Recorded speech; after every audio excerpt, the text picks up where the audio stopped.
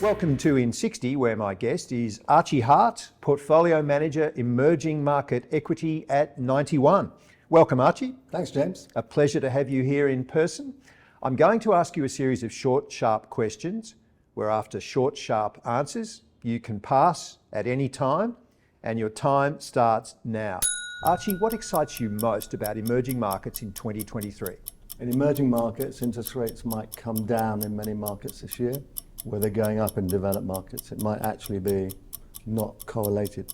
What's the most common misconception that investors have about emerging markets? I think people miss the cyclicality. The asset class has had 4 great cycles over the last 35 years. If you understand that cyclicality, you then have a lot of perspective and context around the class. Which of the emerging markets do you most like at present?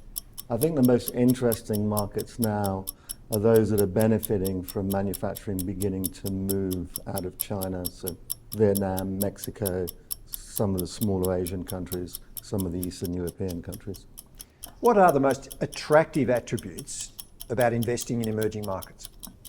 I think broadly it gives you exposure to 2/3 of the world's population, higher GDPs, high population growth, and a real change story. And my 30 years in the markets, what I've seen is significant change to the positive in general. Will the emerging markets index beat the developed markets index in 2023?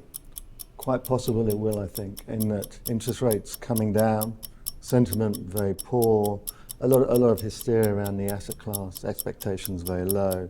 That's a good base for better performance. What's been your favourite emerging market over the period you've been investing in them? One of the most impressive places is Taiwan. So Taiwan is a place with no natural resources.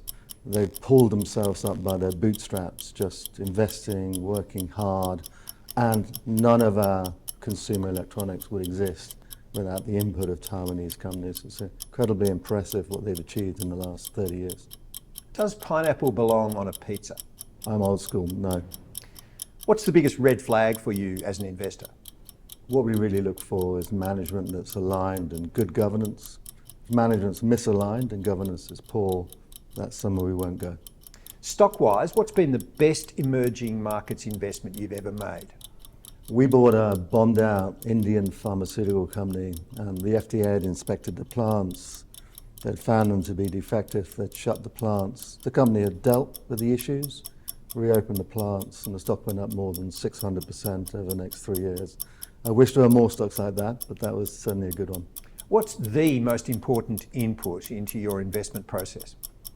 Broadly, the most important input is the people we have in our team, I think. So people from around emerging markets with long experience, committed to finding the best stocks for investors. What's the biggest difference between investing in developed markets and investing in emerging markets? I think the legal and governance frameworks are much weaker. And that means things like governance, environmental, social impact become much more important because the difference between the good and the bad companies is very large. Differentiating between them is very important. Archie Hart from 91, it's been a pleasure going IN60. Thank you.